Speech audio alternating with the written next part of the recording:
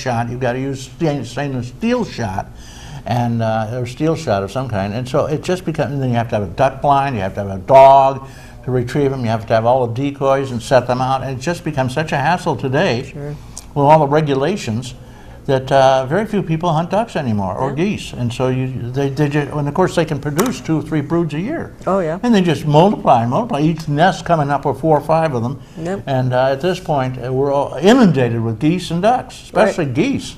But on the golf course, what they tried to do to get rid of them is they put in swans, live swans, in a couple of ponds on the course, because it's a natural enemy of the geese. They're scared to death of them. Well, before you knew it, they were literally floating around together and enjoying each other's company.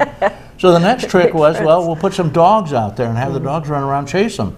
Well, they'd fly up and go a half mile down to the other end of the course, and the dogs would sniff around trying to find, finally locate them. They fly to the other end. So the dogs didn't work. Nothing. The only thing that works is every once in a while somebody kills one of them with a golf ball. There's so many of them out there and right in the fairway. And you have hundreds of golf balls flying out there every day. You knock off 1 or 2 of them, it kills them. It hits them in the head or the neck, because that golf ball is quite a projectile, I might add, when it's been hit off a tee. And so they knock them dead. And I hunted geese for years as a kid and never got one, but when I started golfing down in Lindenhurst, Long Island, on the big course down there, I got a goose every time. I actually carried an extra bag with my golf bag and chucked it in, took it home, skinned it out. You don't ever try to pluck a goose. It's a lifetime project. And had them in the freezer before they were cool. And none of that bird shot in them. You know, usually if you do bag one with a shotgun, it's full of lead. Caller, good morning. Thank you for waiting. Good morning. I'm very interested in what you're talking about this morning for Chautauqua County. And well, geese are a fascinating subject. No, not about geese. I'm curious as what your guest feels about windmills and how that all plays into conservancy here in the county.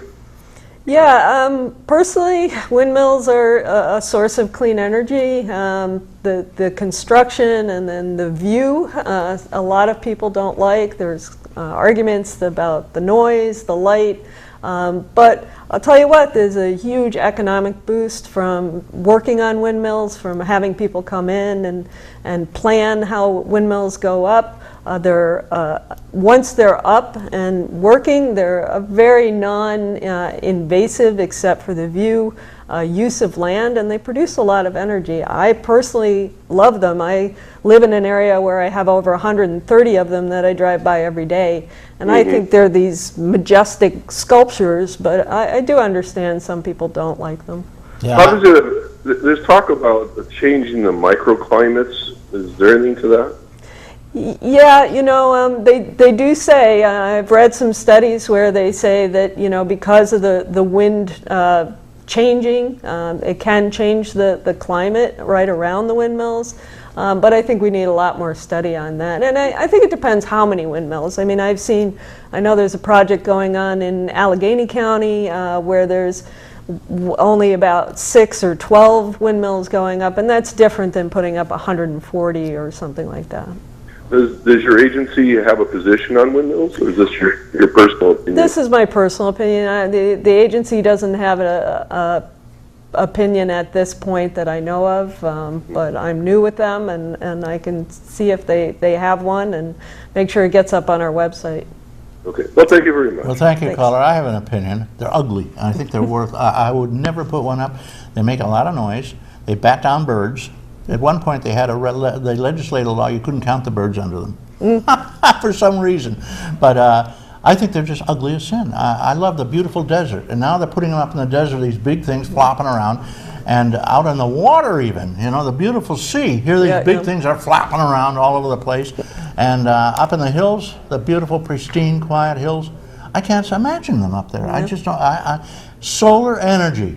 If they would put the money they put into windmills into solar cells, as the Chinese are, I might add, we would have solar panels that would be able to generate enough electricity just off your roof to take care of your house. And if you do want to have a windmill, there is a small windmill in a little tiny container that you can put on top of your roof, And they can. It's been suggested they put these little things down along the thruway because they get accelerated wind from the movement of the vehicles. Sure. Tractor And trailers. you could generate electricity that way. It's not ugly. It's not invasive of the environment. But believe me, I think they're the ugliest thing anybody ever thought of. I can't imagine it. Yeah. Put up some solar cells on your roof, or all over the place. I don't care where they put the solar cells. Yeah, I know at University of Buffalo they're currently building huge solar panels at the university. Well, these are to help with fantastic. that. They generate a lot of electricity. They Sure. don't. And this month we'd actually be doing very well with them. I mean, but a lot of months in Buffalo we just don't get enough intense sunshine to. Well, up be here we reliable. get more sunshine than most other areas because in the winter it's pretty clear. Yeah, We true, get a lot of sun. true.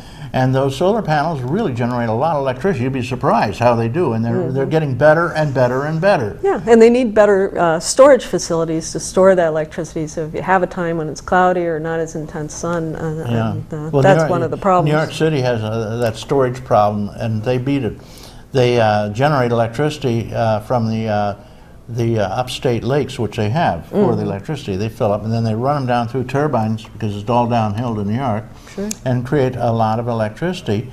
But what they've been doing now lately is since Con Ed, which runs on coal or oil or something and generates electricity, they work right through the night, and they don't need the electricity at night. Right. So what they do is they pump water back up to these When it's cheaper. to these dams at night when Let it nobody's run using back. it, and then they run it down through the turbines to generate more electricity. Yeah. Isn't that clever? Yeah, that's great. And I think, the new technologies are being investigated more. There's more research. So, I think it has its possibilities. And I think as technology advances, it'll all be more usable. Yeah. Well, that brings up the question of nuclear.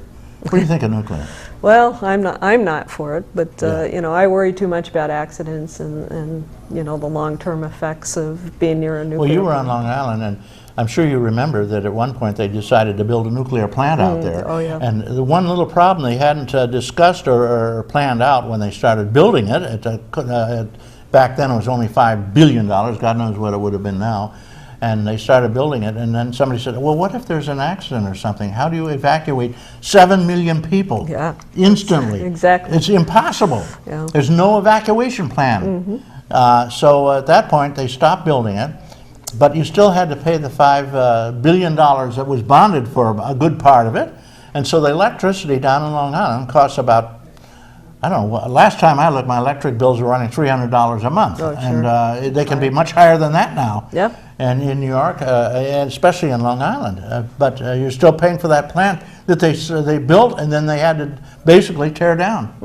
And of course, the best way to conserve is not to use as much. So if we can. If people had switched to incandescent lights out and fluorescent lights in every household, if every car were a little bit smaller, maybe it gave you another, say, 5 miles a gallon, 10 miles a gallon, you would no longer have to import oil Right. for these energy uses. Right. But they won't do that.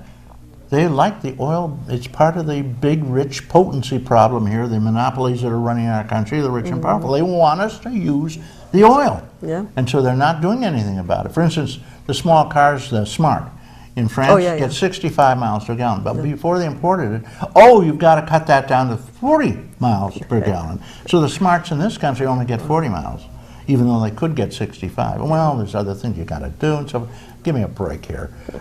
We know who's running the shop. The oil companies. Mobil Texas, Mobil made more money than the national budget of 3/4 of our nations in this on this planet. Wow. Yeah, can you believe ExxonMobil? They're making huge amounts of money, and we're giving them billions every year to supplement it, and they won't change that. That's one of the things the Congress won't adjust. Yeah. Is the billions we're giving to these super rich oil companies for subsidies. Oh my God, tax write-offs. Get me off the subject. Let's get back to the lake. I don't think Congress is taking care of us, is what I'm saying. Cat food, that's what seniors will be eating because they don't give you a cola, and they haven't given you a fair cola for 10 years, and you're getting 40 cents on a dollar now. Cat food, coming up. We're with Deb Neighbor, who doesn't believe that seniors really are going to have to eat cat food. But my daughter says, look, Dad, you won't have to eat cat food all the time. On your birthday, you get a hot dog. Okay? So Oh, I thought you got dog food on your birthday. no, actually, people can't eat dog food. Yeah, well. It has ground bone in it, and you cannot digest it. Huh. And you become a hospital case if you eat much dog food. It's not good for you. Cat food's fine. You can eat that. Okay. And Good to know on my budget. The tuna cat food makes an excellent sandwich, I might add, if you add a lot of mayo to it, and spice it up just a little bit. I put some Italian herbs into it. So you do have your recipe book started. Already, So. and the beef strips are excellent. What I do is put extra gravy, real gravy on it, and take some of the gravy out. You rinse it, and they're not bad at all. You know, and, well, how can you go wrong for 35 cents a 5-ounce can? We got some callers. Somebody's going to talk about cat food. Good morning, caller. Thank you for waiting. Good morning, Reed. How are you? What's up? I was wondering if your guest could explain what hydrofracking is. I don't think they're doing it around here as much, but I know it's a bigger issue up in the Buffalo area Yeah, there. everybody wants to do it because there's big money in it, but it destroys your environment because they put all kinds of poisons into it. Good morning. What do you think, Deb? Well, I'm certainly not an expert on that, but I'm a huge fan of public radio, so I do listen to their shows and have been trying to keep up on it. Hydrofracking is a way of using water and different chemicals to release natural gas that's in the layers of stone. Way down deep. They have to explode. Yeah, and it also runs more parallel to the surface, and so they're able to find these huge deposits of natural gas. And the problems that I'm hearing about are the chemicals that they use in this water that they pump into the ground to release it. There's controversy in different studies about whether or not that water is actually reaching our aquifer, which could affect our drinking water or even leach into a lake. So there's certainly a lot of scientific study being done, and I'm hearing both sides of the story all the time. And unfortunately, I think some of the reports that are saying you don't have to worry about our drinking water, it's really fine, have been done by some organizations that are supported by the gas company. So as with any side of any argument, you really have to listen to both sides of the story and make sure you're getting the numbers and the information from people that are really neutral. Okay, both sides of the story. Well, the study's paid for by the gas company. Yeah. You'll get their side of it for sure. Yeah, it's always a problem with statistics. I teach at University of Buffalo, and I'm teaching U.S. contemporary problems. And when we look at statistics and maps and numbers, I can always find both sides of the story. So I think the jury's still out. I think New York State was very smart to kind of put a stop to hydrofracking for now until we know more information. And the Chautauqua Watershed Conservancy is concerned about it, and we're starting to look at a new study that just came out last week to see what the recommendations are going to be and which side we're going to support. I know from my chemistry lab, the professor was saying that chemicals that we try to gather in little milliliter amounts to help protect the environment, they're pouring tons of gallons of this stuff in the ground. Yeah. Strontium, barium, some of these other heavy metals that are bad for. Yeah, and I was very surprised that the report I heard last week was that it wasn't getting into the aquifer. How can it not? Where is it going? It's going somewhere. So I know they were also makes saying, me worry. So because in chemistry they've talked about this a lot. They were saying something about they'd give water from their tap to the big companies that came in to promote their stuff, and they wouldn't even drink it. Right, and then they're saying in other areas that even as the water comes out of the tap, there's so much gas in there that they can light a match and light their tap water on fire. So how can that be good for you? As an environmentalist myself, I'm very cautious about adding anything to the ground that isn't natural, that shouldn't be there. So. Well, thank you, caller. Send me a stamped envelope. I'll give you $5 off at the Lakeview. It's a lovely. Have you ever been there? Oh yeah. Lovely little restaurant, and they have two restaurants actually. They have the Docks, which specializes in fish, and they have the regular one, which is the Lakeview. Been there forever and ever. Yeah. It used to be in the good old days. It was a scenario for people who wanted to fight. They've changed that now. It's a very genteel place. They even play nice background music there sometimes. They have a band occasionally. Wow. Yeah. And they have all the crab you can eat, but You only get 3 servings. And I said, well, what if my partner wants an extra serving? Well, you can't share.